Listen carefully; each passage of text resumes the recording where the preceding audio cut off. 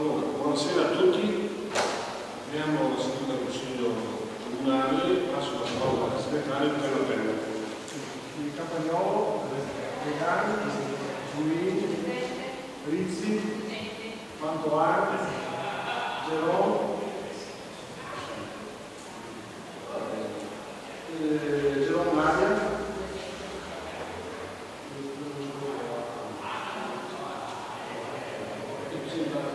Bellini, Chiarello, no, Chiarello, Bortolotto, Gerardi e Greco. Quindi mancherà solo uno.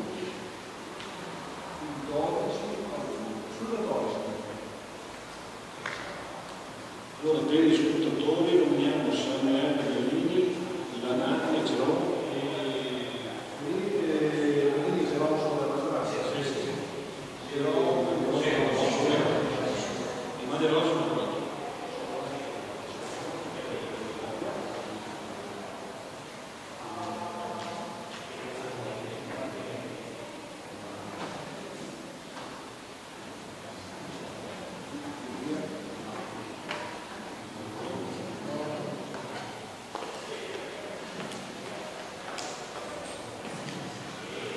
Bene, possiamo andare.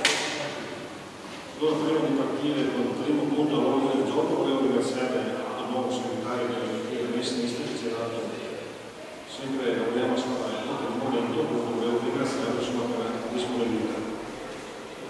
Detto questo, passiamo al punto primo dell'ordine del giorno, l'approvazione del piano operativo di realizzazione delle società partecipate e delle partecipazioni societarie. Questa è una delibera, possiamo dire quasi di ordinanza normale. Se ci sono osservazioni, prego.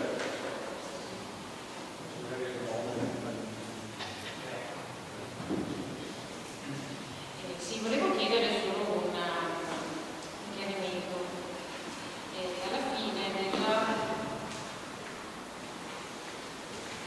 Alla fine del documento c'è scritto che l'amministrazione intende incaricare, al pari delle altre amministrazioni comunali coinvolte, la società EFA SPA di valutare l'intesa F7 SPA gli aspetti giuridici, economici e patrimoniali ai fini dell'individuazione delle misure utili a dare attuazione al piano operativo di reazione all'individuazione. All'esito di detta valutazione complessiva, la esaustiva relazione tecnica con la dettagliata esposizione dei risparmi da conseguire entro i termini stabiliti dalla medesima disposizione legislativa. Però sul prospetto qui allegato c'è che gli oneri rilevanti sul bilancio sono zero, quindi non capisco su che cosa si deve andare a risparmiare se noi già non, gli oneri legati del comune sono zero. Si tratta di una formula. Sì. Sì, no, quindi sono le società dove il comune tu sai hanno delle quote e ovvio che noi delle quote su 7 ambiti ovviamente, però facciamo parte di quello che è il contesto, quello di zero. Però Bisognava comunque presentarlo, diciamo anche se noi non abbiamo più. Come ho detto prima, la delibera trassi proprio che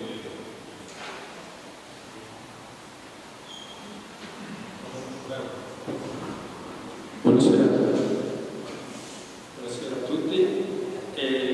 Anch'io devo capire una precisazione su questa delibera. Abbiamo due società che partecipiamo, c'era la possibilità di uscire, per esempio a entrata, visto che non è seta, non c'è la possibilità di uscire.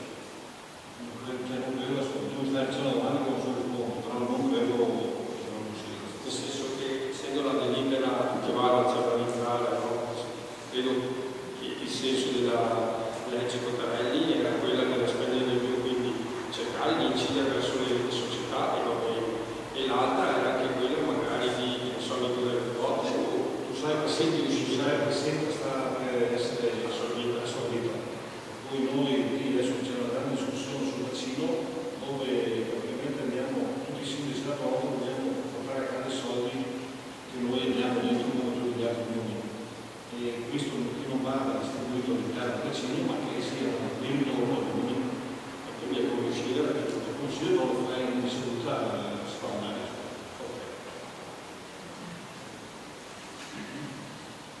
Bene, se non ci sono altre osservazioni, mettiamo ai voti.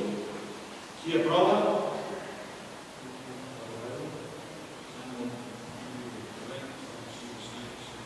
9 favorevoli. Astenuti? 3.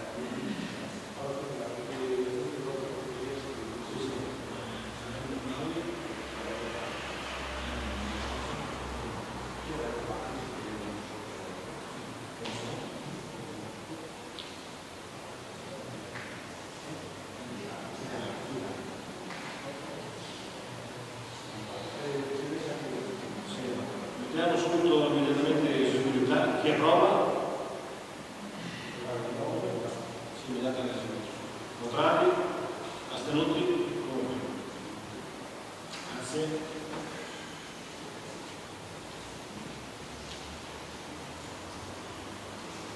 Passiamo al secondo punto all'ordine del giorno, approvazione dello schema di convenzione per la costituzione e il funzionamento del Consiglio del Bacino 30 per i rifiuti ai sensi della legge regionale come modificata e integrata dalla legge regionale entro il 2 aprile 2014, numero 11. Allora, prima di aprire la discussione vorrei fare un chiarimento perché questa è una delibera che porta un po' di mal di pancia a tutti, non solo a noi in questo Consiglio ma a tutto il collegio che fa parte del bacino. Allora, come voi sapete qui c'è una legge regionale che impone l'approvazione di questo documento. Noi, per quanto ci riguarda, saremo anche contrari a questo delibera. Però, insomma, che in questo periodo non ci siamo informati di cosa facciamo, cosa non facciamo, possiamo anche bocciarla. Però bocciarla vuol dire che poi il bacino ci manda un commissario. Ci manda un commissario il quale viene in comune a Cevarese e ci fa la delibera. Il commissario sarà al costo totale del comune e per cui diciamo che non ha senso fare questa cosa. Potremmo astenersi, però lo dobbiamo riportare in Consiglio. Quindi è un po', sono cose per cose parlate dall'alto che non si può fare a meno. Vi ricordo, vi dico inoltre che quando abbiamo fatto le riunioni a Cittadella, noi come sindaci di Reggio non ci siamo presentati proprio. Allora nel primo incontro dove si votava questa delibera è saltata perché siamo riusciti a portare il numero in minoranza, quello che è passata. Però poi si sono riorganizzati e con la seconda battuta sono passati. Per cui non è che, come diciamo adesso come commissario, non è che abbiamo via di scampo. È ovvio che questa qui preclude una serie di cose, compreso noi in primis, non siamo d'accordo, però non è che abbiamo molte alternative. Questa è una libera che fa mal di pancia, ripeto, come ho già detto, anche i sindaci che stanno provando questi giorni, anche diciamo ieri sera, l'altra sera avevamo fatto assettare, però assettare vuol dire riportare al Consiglio oppure dare in modo che venga il commissario, lo paghi e poi approva lui. Non ha senso proprio. Comunque, prego la situazione.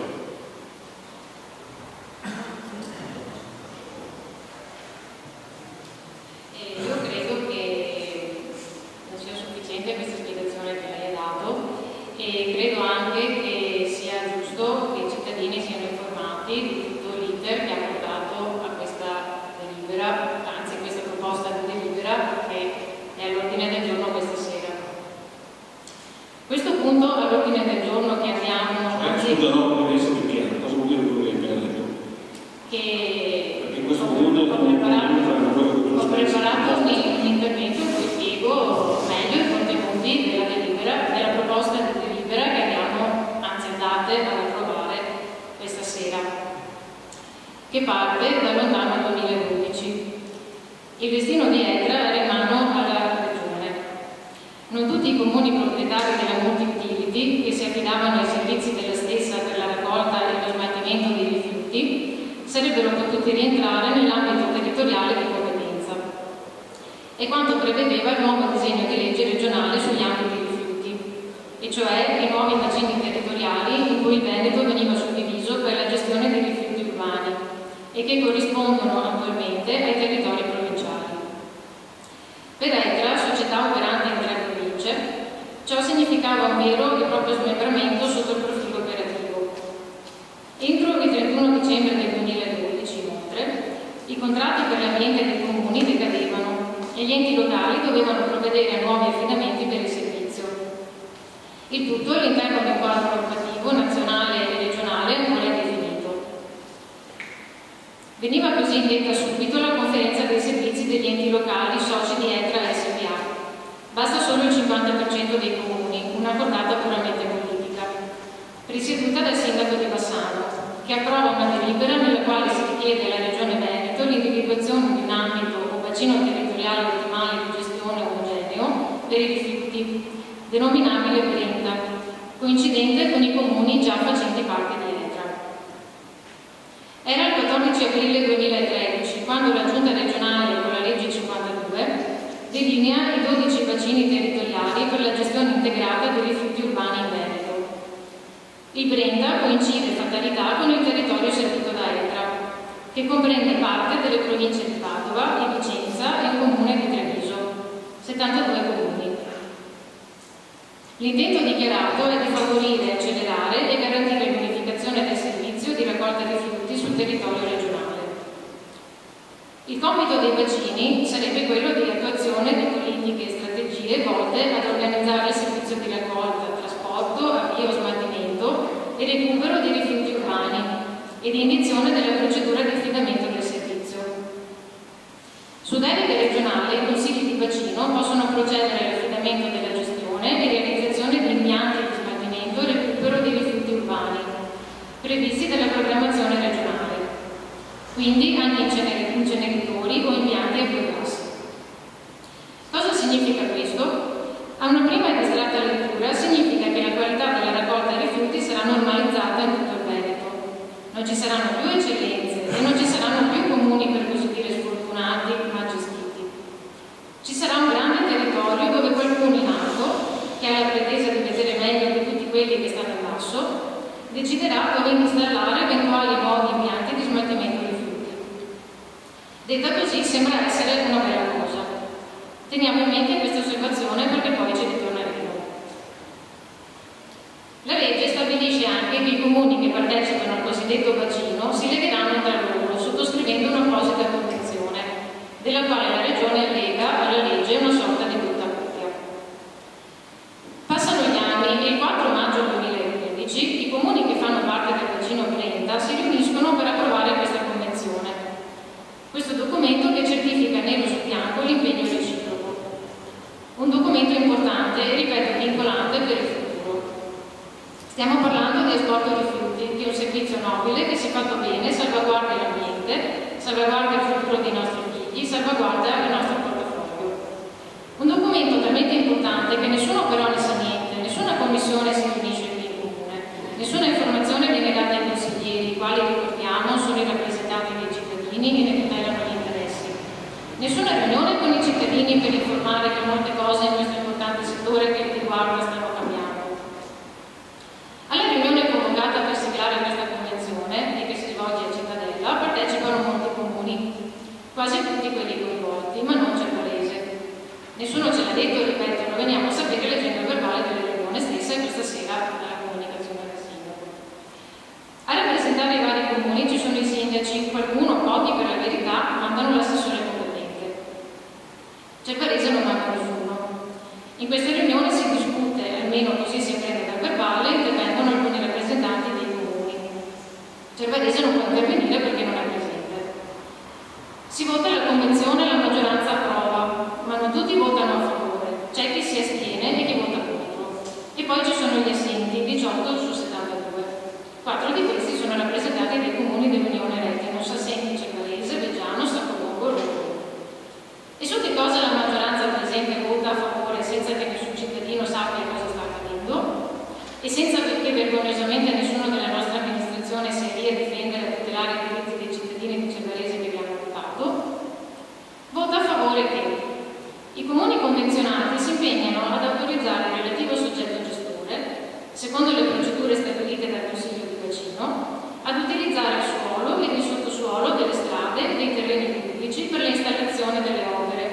impianti ed attrezzature necessarie per svolgere il servizio oggetto della concessione medesima o per realizzare le opere previste nei programmi di intervento concordati. Le infrastrutture di proprietà dei comuni vengono immesse nella disponibilità del Consiglio di bacino, istituito con la convenzione approvata con il presente atto, il quale le affiderà in concessione d'uso al gestore del servizio integrato dei rifiuti urbani, con le modalità previste dalla legge e dal contratto di servizio. Quindi si è votato a favore per delegare al Consiglio bacino Brenta a decidere come utilizzare il nostro sottosuolo e il nostro suolo, che potrà essere sfruttato e utilizzato come loro vorranno, per far sì che il servizio sia effettuato come loro ritengono opportuno. Ripeto, loro, non noi, non il Consiglio comunale, non i cittadini di Cervarese. In più si dice e si scrive quanto già realizzato dai cittadini di Cervarese con i soldi dei cittadini di Cervarese verrà dato in uso, verrà ceduto a loro. Ho detto più volte a loro, chi sono loro? L'articolo 7 della Convenzione ce lo dice. Loro si sono così organizzati. L'articolo 7 disciplina gli organi del Consiglio di bacino: Assemblea di bacino, Comitato di bacino, Presidente, Direttore. L'Assemblea del bacino è formata da tutti i rappresentanti dei comuni che fanno parte del bacino stesso. Lo stabilisce l'articolo 8 della Convenzione. Ma poi c'è l'organo esecutivo, il Comitato di bacino, composto da 7 persone. 7 persone decideranno per 70 e passa comuni. Decideranno per centinaia di migliaia di persone, centinaia di migliaia di cittadini, 7 persone che però non sono elette dai cittadini, 7 persone che non c'entrano nulla con Cervarese. Decideranno sul futuro del suolo e sottosuolo pubblico di Cervarese. 7 persone che purtroppo l'esperienza insegna saranno espressione degli equilibri politici locali rappresentati, saranno espressione del volere partitico, delle segreterie di partito.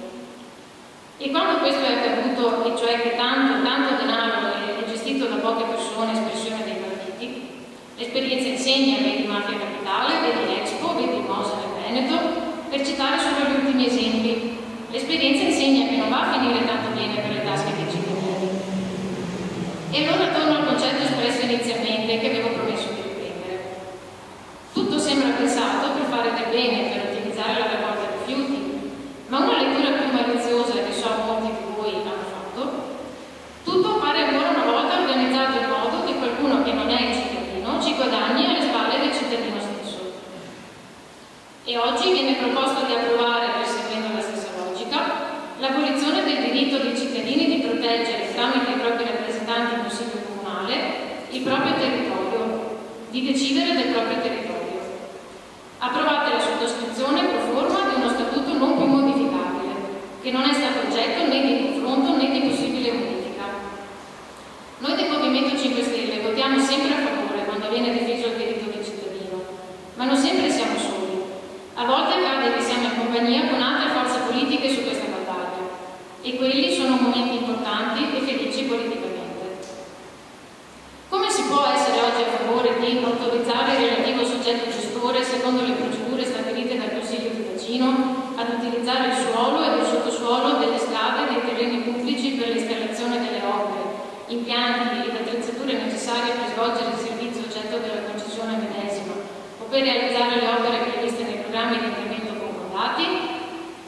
Come si può questa sera delegare l'uso del nostro territorio a personaggi che probabilmente a fatica sanno indicare sulla cartina geografica veneta dove si trova Cervarese? Persone che non hanno casa a Cervarese, non hanno mamma, papà e figli a Cervarese, non hanno parenti, non hanno amore per Cervarese. Non vi mascherate dietro un bisogna farlo. Nell'atto tecnico delle tesore dei conti c'è pure scritto: l'adesione al consorzio è un atto dovuto. Ma allora che siamo noi dei portaordini? Noi qui dovremmo difendere i cittadini di Cervarese, curare gli interessi dei cittadini di Cervarese. E poi che facciamo nella realtà? Necessariamo oggi del servizio oggetto della concessione medesima o per realizzare le opere previste nei programmi di intervento concordati. Sia sostituita dalla frase che di seguito riportiamo. Il Comune di Cervarese si impegna a autorizzare il relativo soggetto gestore, secondo le procedure stabilite dal Consiglio di bacino, ad utilizzare il suolo e il sottosuolo delle strade e dei terreni pubblici per l'installazione delle opere, impianti e attrezzature necessarie per svolgere il servizio oggetto della concessione medesima o per realizzare le opere previste specifica, motivata e documentata richiesta del soggetto gestore, da sottoporre obbligatoriamente al vaglio e all'approvazione del Consiglio Comunale tramite voto democratico. Chiediamo che il presente emendamento venga discusso e messo ai voti. In caso di voto contrario, che la delibera venga sospesa, come hanno fatto già altri comuni, come Serrazzano, come Mestrino, come Saccolongo, che probabilmente potrebbe farlo questa sera in Consiglio Comunale, e quindi di prendere in considerazione questa possibilità.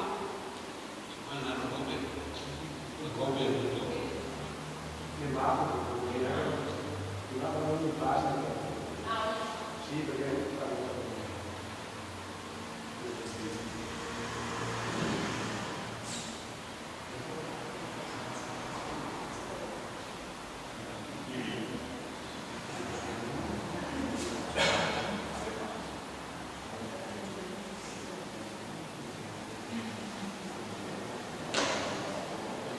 Aggiungo anche che i nostri consiglieri regionali del Movimento 5 Stelle stanno preparando un'interrogazione al Consiglio regionale su questo argomento.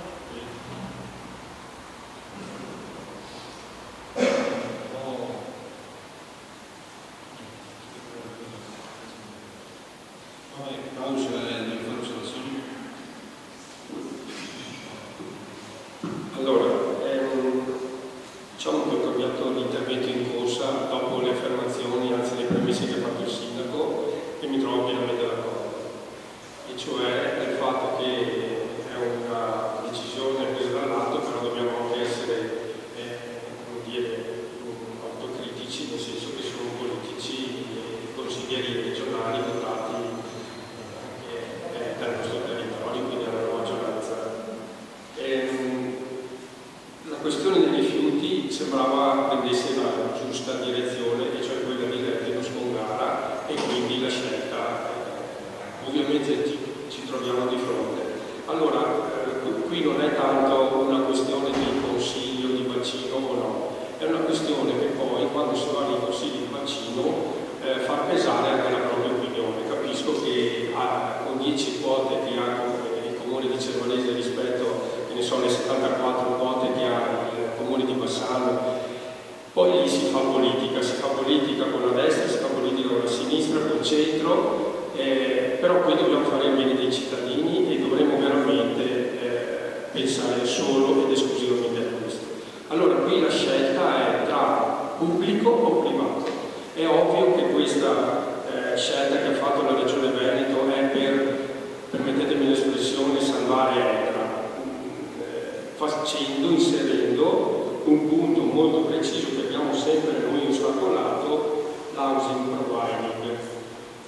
Quindi è ovvio che il bacino avrà una corsia preferenziale nell'applicare questo.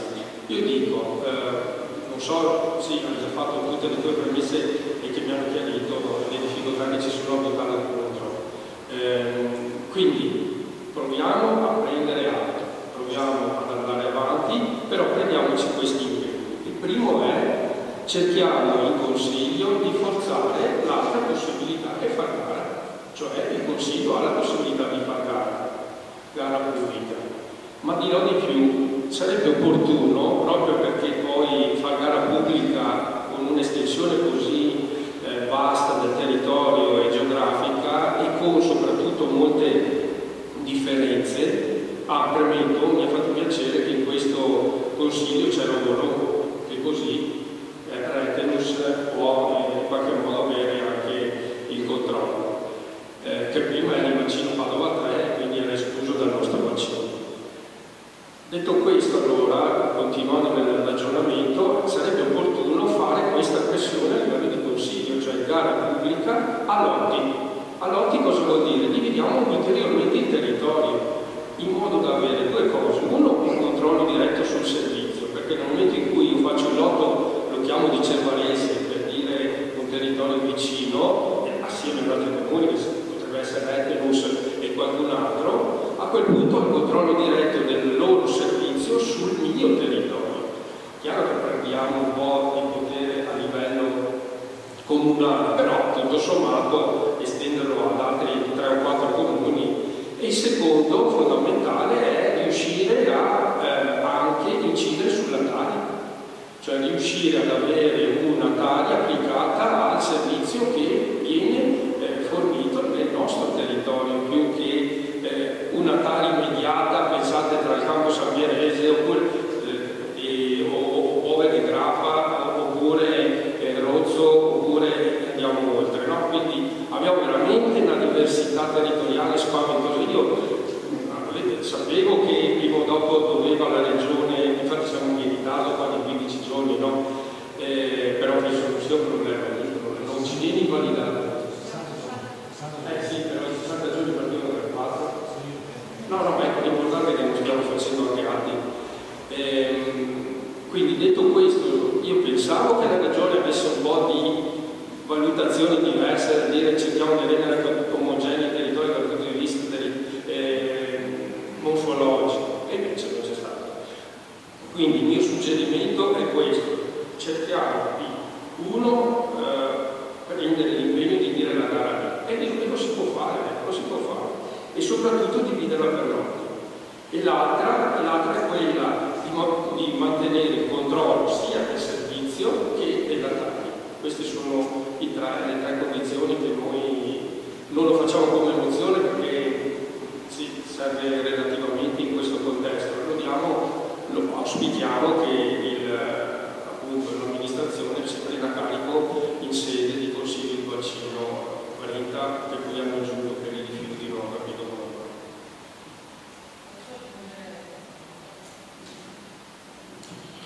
Allora, due considerazioni sugli argomenti che hai tirato fuori. Allora, tu parli di insistere sul fatto di fare una banda di gara. Il problema qual è? Il problema è che sia a livello del comune di Cevarese sia a livello di Lione Retinus è da ottobre dell'anno scorso che si parla di fare un bando di gara unico per tutti i comuni dell'Unione. Da ottobre che si parla di questo. Novembre ci è stata inviata anche una mail, in quanto noi avevamo chiesto di essere coinvolti e avevamo offerto la nostra collaborazione per la predisposizione di questo bando, visto che avevamo anche degli esperti, insomma delle persone che avrebbero potuto contribuire alla stesura di questo bando. E da ottobre a novembre abbiamo più volte sollecitato per chiedere a che punto era questo bando, visto che le nostre offerte di collaborazione a parole venivano accettate, però di fatto non si arrivava a niente. Siamo arrivati al 30 di luglio senza che alla fine questo bando sia andato in porto. Allora il nostro aiuto alla fine non è stato accolto, per carità è stato offerto, non è stato imposto, però si pensava che da ottobre non si arrivasse al 30 di luglio senza che questo bando alla fine fosse stato portato a termine, perché noi crediamo che se questo bando fosse stato portato a termine ragionevolmente, almeno nei primi mesi di quest'anno, adesso saremmo in una situazione, non dico completamente diversa, ma almeno con qualcosa in mano in più. Invece no, perché siamo arrivati in ritardo, non certo noi come Movimento 5 Stelle, ma come amministrazioni, quindi sia l'amministrazione di Cevarese sia le amministrazioni dell'Unione Retinus, non sono riusciti in tempo a predisporre questo bando. E quindi che cosa è successo? Che quando si stavano mettendo a lavorare su questo bando e avevano cominciato già a predisporre qualcosa, arriva dall'alto la clausola imposta che nel momento in cui si fa un bando, poi questo bando decade comunque con l'approvazione di questa convenzione. Quindi se tu speri, Claudio, che poi si potrà insistere per fare un bando di gara, questo ti dico già che con queste premesse non è possibile, perché se già adesso, prima di approvare questa convenzione, chi ha tentato di fare un bando, addirittura gli altri comuni che l'hanno fatto, hanno provato a farlo, questo bando è stato impugnato perché va contro questa convenzione, perché non si può fare il bando, bisogna accettare questa convenzione qui che dà un unico gestore, la concorrenza non ci deve essere, ed è così. E quindi questa cosa ti posso assicurare che non è così. Tu mi stai dicendo, mi parlavi anche prima di intervenire sul costo della taglia, ma questo, guarda, ti posso assicurare che sicuramente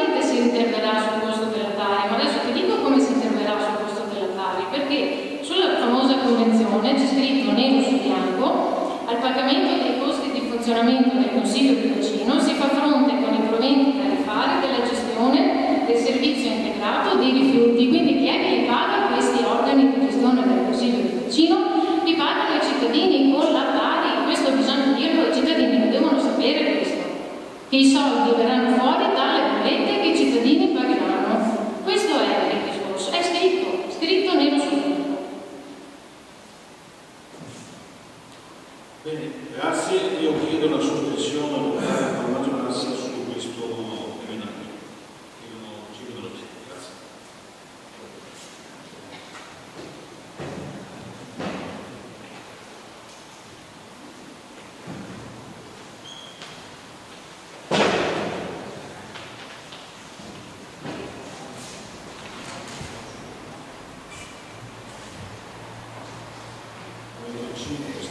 Chi è a favore?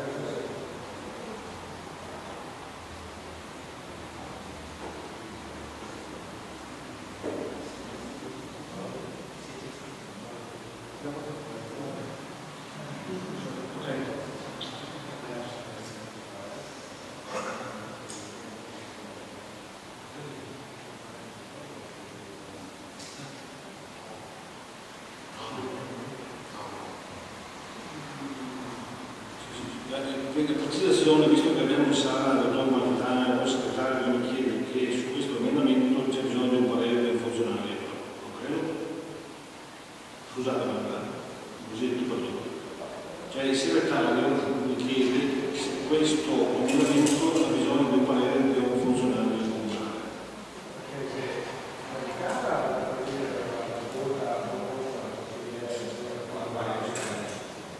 Quindi alla fine il parere che abbiamo su una visione, questa qui è un'altra completamente diversa, quindi secondo me Cioè questa andrebbe a modificare la quindi noi poi riusciamo a farla oppure dobbiamo ritirare. Sì, però faccio presente che è stato espresso da Giovanni Camoretto, il funzionario responsabile del Consiglio.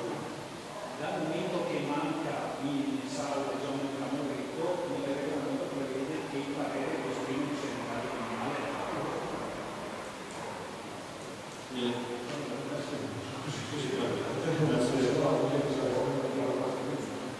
Grazie.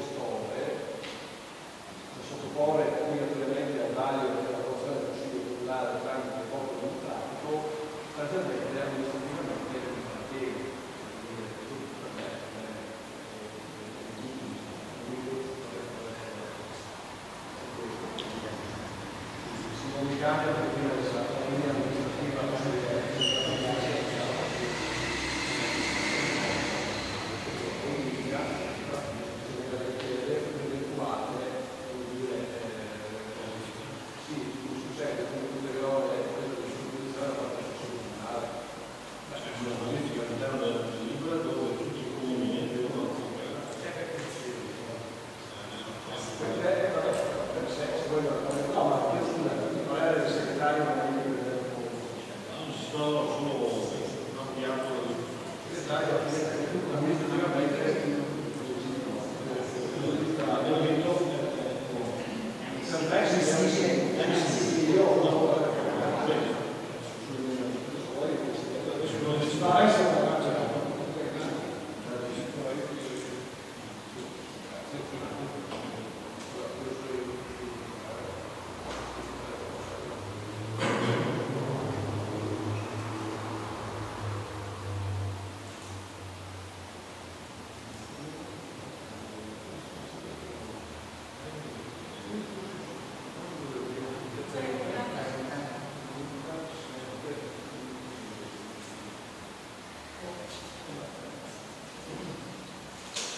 Bene, grazie, abbiamo voluto parere che questo domenico un po' procede all'interno del Consiglio Comunale. Mettiamo i voti, chi approva, chi viene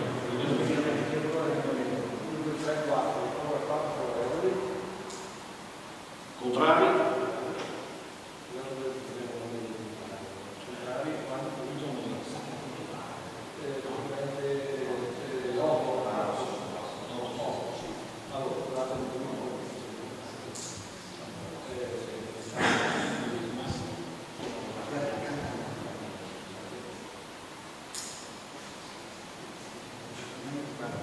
Perché lui fa il verbale in diretta.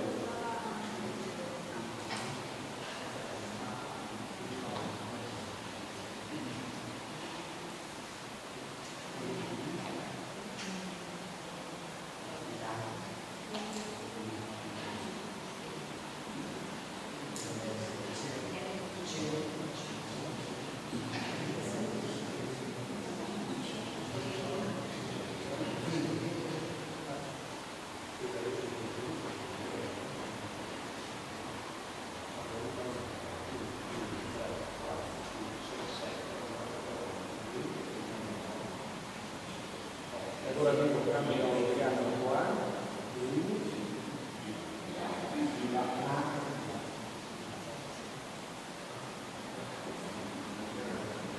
sì, ma lo ok, quindi a questo punto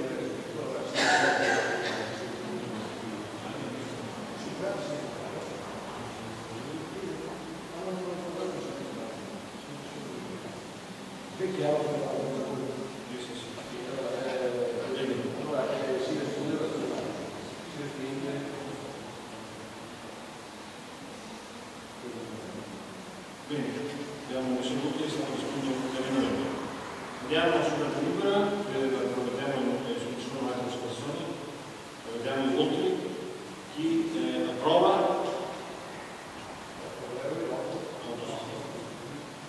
contrari,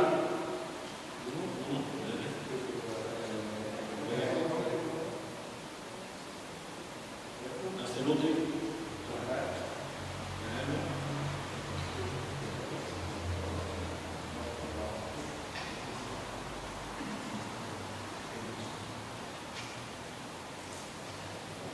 Questo ha bisogno dell'emendamento di eseguibilità, per cui chi approva, contrari, astenuti. Grazie.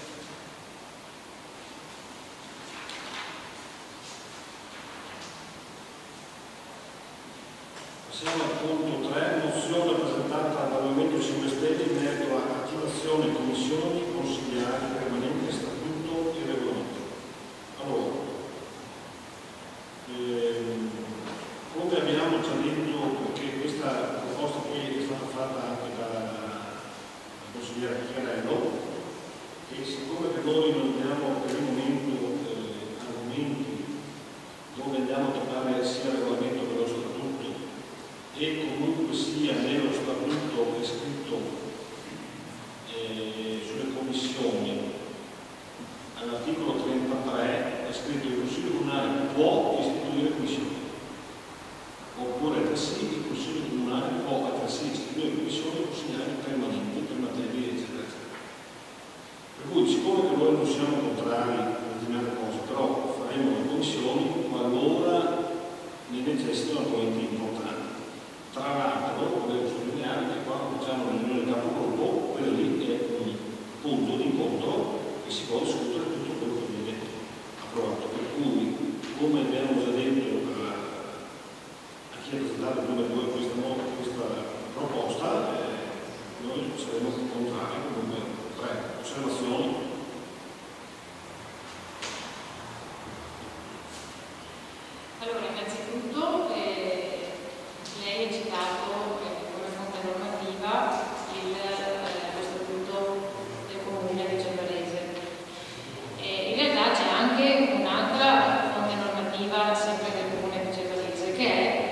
regolamento sul funzionamento del Consiglio Comunale.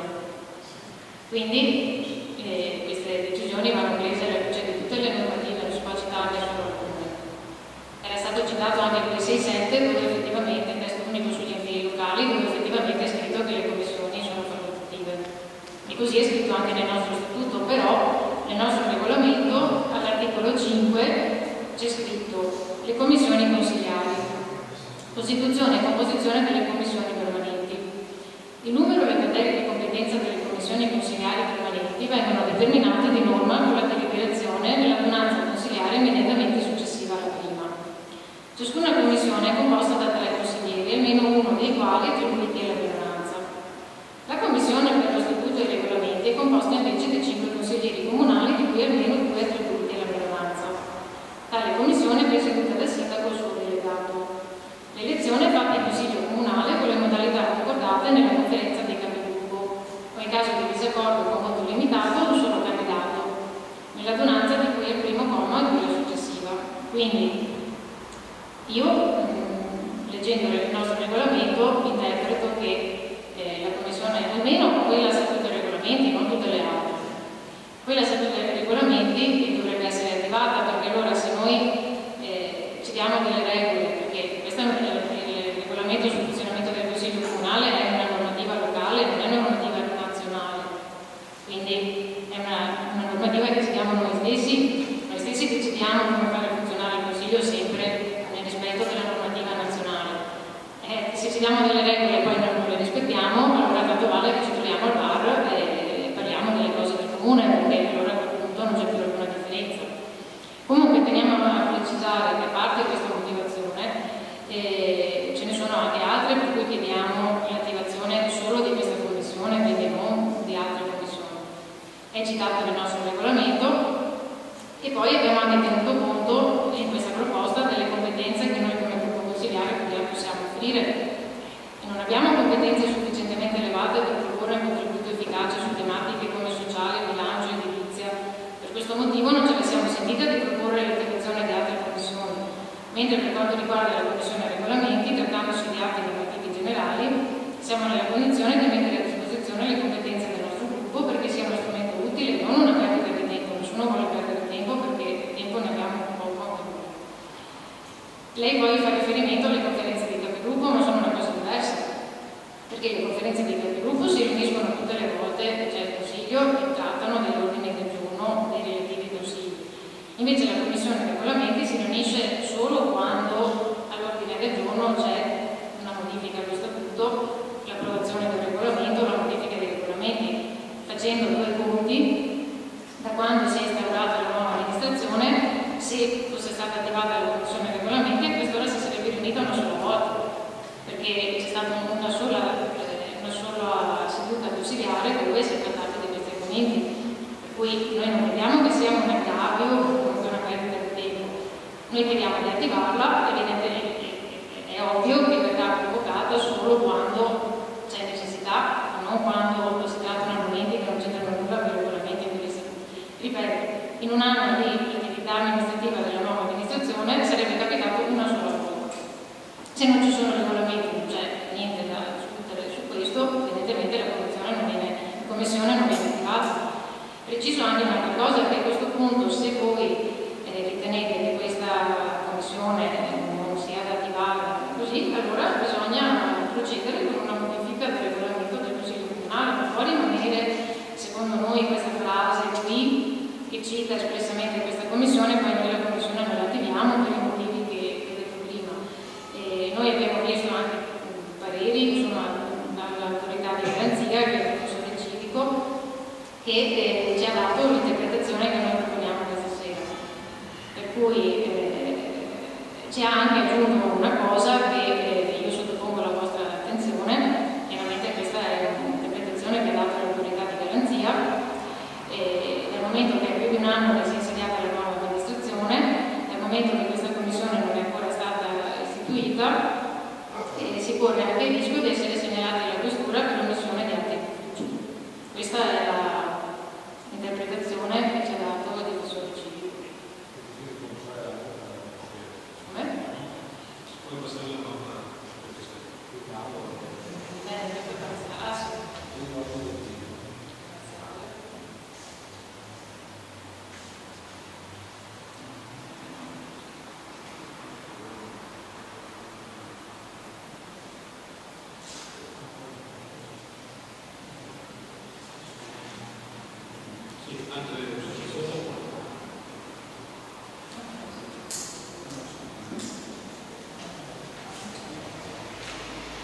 non ho moltissimo da aggiungere, se non sottolineare che l'amministrazione ha un'altra occasione per adempiere allo statuto e al regolamento, cioè un conto è istituirne di nuove e magari adatte al momento amministrativo e storico, magari anche. Un conto è dire che è l'unica permanente che è prevista e che deve essere attivata.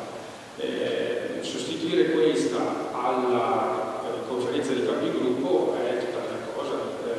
Le commissioni sappiamo sono organizzate in modo diverso, vengono verbalizzate, gli atti vengono portati in consiglio, insomma non sto qui adesso a elencare le cose. Quindi abbiamo un'altra occasione. Se non viene così colta l'occasione, ci vedremo anche noi nuovamente costretti a ripresentare le richieste.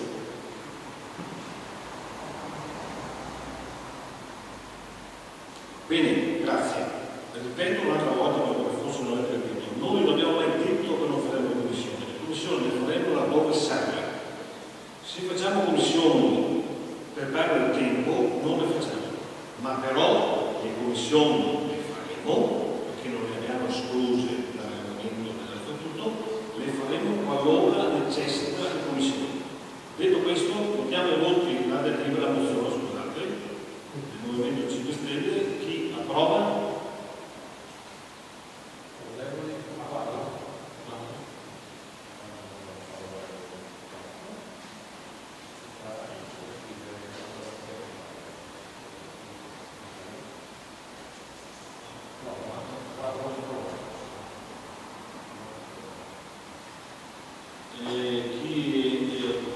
Chi approva? Chi si astiene? Contrario. Bene, questo non bisogna.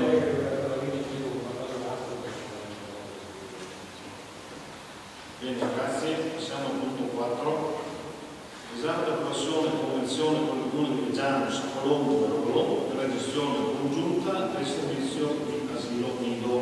Passo la parola all'assessore se vuole dire qualcosa. Non dobbiamo dire tante cose se non che al 30 giugno è scaduto il contratto con Tauro, almeno per noi, e lo stesso con la cooperativa Reggiano.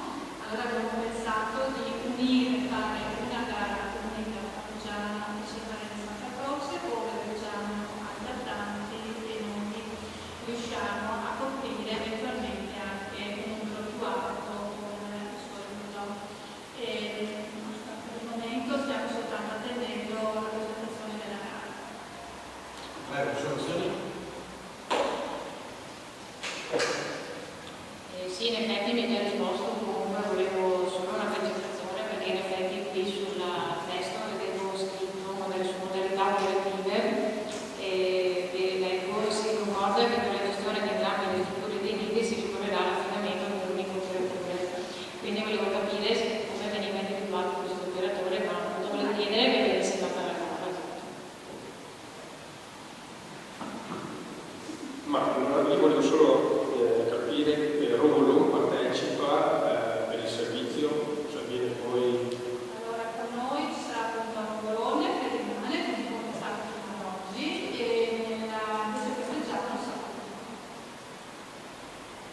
Cioè, Colombo si chiude a Reggiano e ciascuno di Colombo e viceversa. E come mai la struttura del Rovolon non è stata inclusa? La struttura del lavoro è stata inclusa in quanto siamo noi che siamo e teniamo di tenere aperto il nostro nido. Cioè le scelte amministrative del nuovo noi non ci teniamo, come le scelte che fanno l'uomo non ci teniamo. Dopo loro hanno accettato la rientrare in questa convenzione, appunto. Come ci sono già in lista dei bambini che vogliono venire a Cervaregge. Trasformano l'asilo in qualcos'altro? Sono per questo. Complimenti. Quindi non mettiamo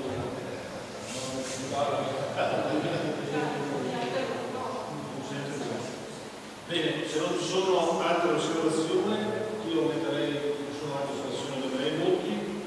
Chi approva? Chi approva? Grazie. Siamo al quinto punto. Allora, approvazione della nuova gestione del centro affido e solidarietà famiglia CASP Padova Ovest.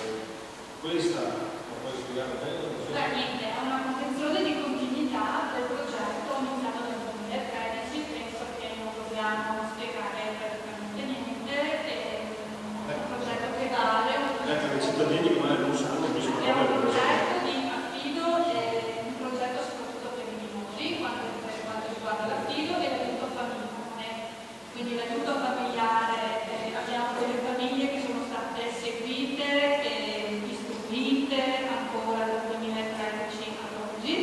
Per quanto riguarda l'affido, noi attualmente non abbiamo nessun bambino in affido né l'abbiamo dato, e abbiamo però delle famiglie che aiutano a livello familiare, sia famiglie extracomunitarie che famiglie nella gestione nostra e nel nostro territorio, nell'aiuto appunto della gestione dei bambini, che può essere un dopo scuola, può essere un aiuto a portarli durante la settimana perché sono al lavoro dalla loro lista o tante altre così, diciamo proprio un aiuto diretto a loro.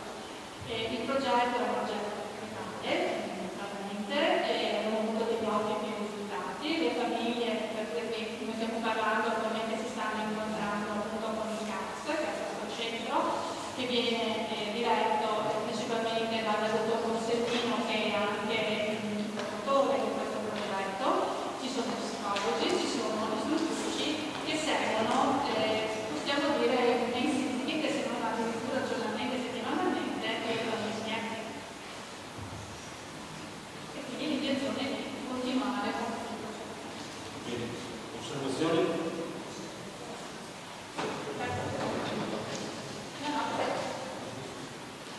Noi siamo felici che questo progetto continui, dobbiamo ringraziare quindi tutte le persone che hanno contribuito da subito nella nascita di questo progetto, gli 8 comuni dell'ex distretto numero 4, il vice sindaco dell'amministrazione precedente Giovanni Maria Giovanna, i tecnici del comune e tutti i genitori che hanno portato avanti con entusiasmo questa iniziativa, impegnando parte del loro tempo.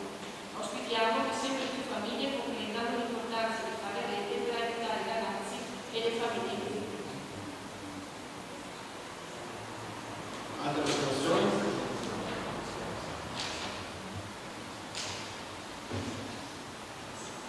Sì, io volevo solo una domanda sul progetto, sono d'accordo.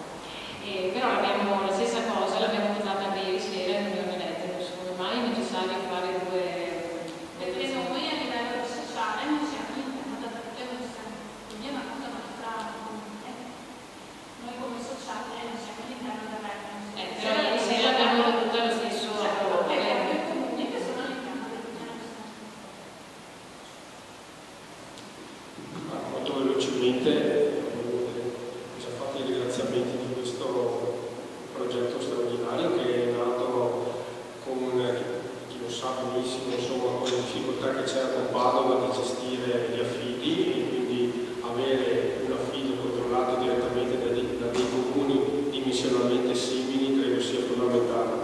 Io dico anche, e la metto come battuta, ma poi speriamo anche che non ce ne sia tanto di bisogno, perché significa avere veramente figli o bambini, insomma, che hanno difficoltà, però nel momento in cui ci sono, avere famiglie che si mettono a disposizione per tenere questi ragazzi per lungo tempo e poi avviarli, e abbiamo visto dei risultati negli anni passati, insomma, che sono diventati maggiorenni e che stanno, tra virgolette, camminando con le loro gambe, quindi è veramente straordinaria questa. E ben venga la galla, perché poi la difficoltà è trovare le famiglie. Speriamo che gli altri comuni non si fermino a un'adesione, ma che promuovano veramente l'iniziativa delle loro famiglie del territorio. Quindi io auspico con questo in modo da avere una più ampia possibilità per i nostri ragazzi. Grazie. Bene, ci sono altre osservazioni? Sono anche d'accordo con quello che hai detto, però in quanto speriamo che non serve in molti casi, perché l'effettiva cosa sta limitando. Adesso vediamo di... Attualmente, in questo caso il gas, no, ne abbiamo solo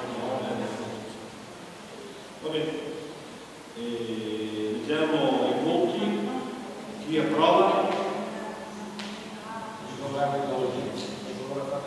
Immediata eseguibilità, chi approva? Grazie. Passiamo al punto 6, autorizzazione ingresso la stessa cosa del CAS Paolo Osta, del comune di Mignasco, Canone, Canassa Lugo, Limina, Noventa, Padovana, Monte Rotno Termine e Ponte San Giovanni, che aderiscono a questa. Esatto, cioè a questo si continua quello che avete detto voi fino adesso, che è un progetto che viene visto all'ampio spettro, si può dire, e valutato anche da altri comuni e che appunto vogliono entrare. Quindi questo non è altro che noi diamo l'adesione, è stato fatto un tavolo intercostituzionale per la divisione di tutti i costi, sia di quelli che avevano già trovato il progetto pronto e quant'altro, che potevi fare entrare anche noi in questo progetto. Quindi ci chiedono l'autorizzazione di poter entrare. Bene, grazie. Osservazioni? Procediamo ai voti. Chi approva? Immediata eseguibilità, chi approva? Come prima. Grazie.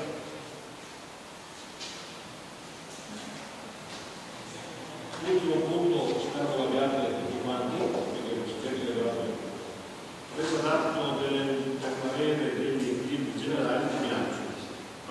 C'è solo una nota che non so se è stata corretta, perché su quello del libro c'è stata una nota di fattura dove è scritto visto il regolamento sulla disciplina dei controlli interni approvato, è una cosa che delibera, non è delibera 4 ma è delibera 9. Non so se è stata corretta. Non so se è stata corretta, ma se è a posto, l'avete corretta? Cioè non vuol dire che avete quell'errore? Bisogna correggere.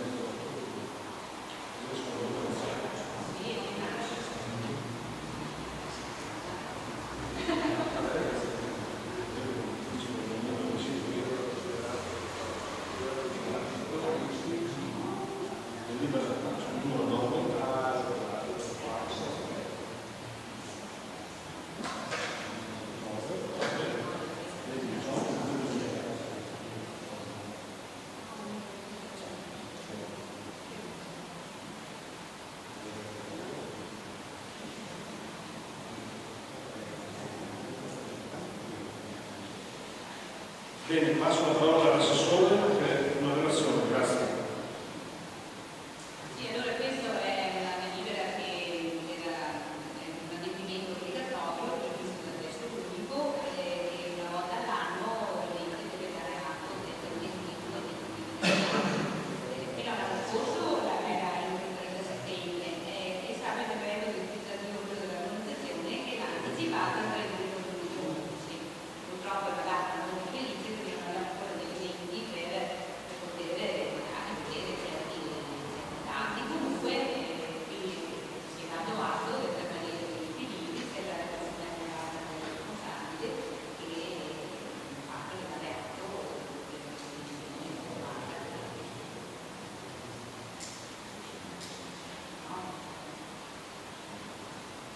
Sono soluzioni? Sulla relazione del responsabile, alla fine, leggo: rimane da definire gli aspetti economici delle entrate e spese residue a seguito del recesso dal Consorzio di Polizia del Padova Ovest al 31/12/2014. Quindi ora ascoltiamo sulla relazione del responsabile. Sull'ultima pagina c'è scritto: rimane organismi gestionali esterni. Rimane da definire gli aspetti economici delle entrate e spese residue a seguito al recesso dal Consorzio di Polizia Padova Ovest al 31/12/2014. Quindi ci portiamo dietro ancora quella sulle conclusioni però c'è scritto: si ritiene necessario provvedere entro il termine dell'assestamento generale del bilancio, che quindi sarebbe il 31 luglio, a novembre, a rivedere i capitoli da portare alle opportune variazioni al fine di salvaguardare gli equilibri ed evitare un disavanzo di amministrazione. E volevo capire quali sarebbero le conseguenze per l'ente del disavanzo di amministrazione. Il bilancio italiano come quanto Cioè, Sì, sì. forse non è chiaro che siamo solo Sì, no, ma io non volevo solo capire. Siamo sotto il controllo ministeriale. Allora, andate a ce lo diciamo. Allora, tutti i bilanci non fatti praticamente tenendo una linea per il governo. Io del governo siamo avanti, sì, più o meno lo dicevo, perché grosso modo uno sa che se si sposta la lega fino si trova con i vuoti e non sa dove andare a pescare, come sempre tutto la situazione è generalizzata troppo questa è la grossa base, giustamente anche il funzionale comincia ad avere certo senso della gente, perché ormai diciamo questa è la casa. Sì, no, ma la mia domanda era, capito sì che ci sono i tempi, però se si dovesse andare in chiamato di amministrazione cosa succede? No, non è che si dà in chiamato alla fine, comunque dell'anno si consisterà in modo che ovviamente andranno avanti grosso modo non c'è questa realtà. Non è che poi su un piccolo che l'anno scorso era 50 andare a 100, perché questa è mole, per andare a 50 sono mole. E a quel punto lì devi anche tenere conto che ovviamente insomma già non ce l'hai. D'altronde alla fine c'è la nuova praticamente comunque ti sono. Questo che vuol dire è un controsenso, però alla fine dopo veramente le mani avanti e anche giusto per funzionarlo si preoccupi che non lavorare che sono umani che magari vivono, però questo vuol dire non è che possa risolvere la situazione è quella che è, questa moltissima usata 5-6 anni, forse di più, e quindi effettivamente sempre più vuol dire la situazione è difficile e non lascia chiaro. Questo in tutti i comuni di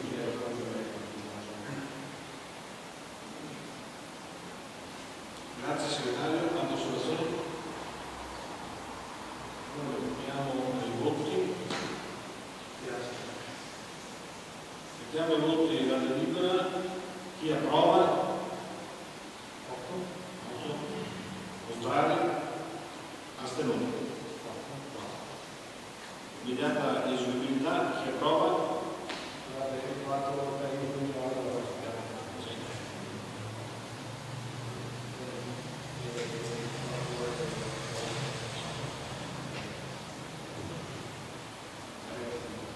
Astenuti?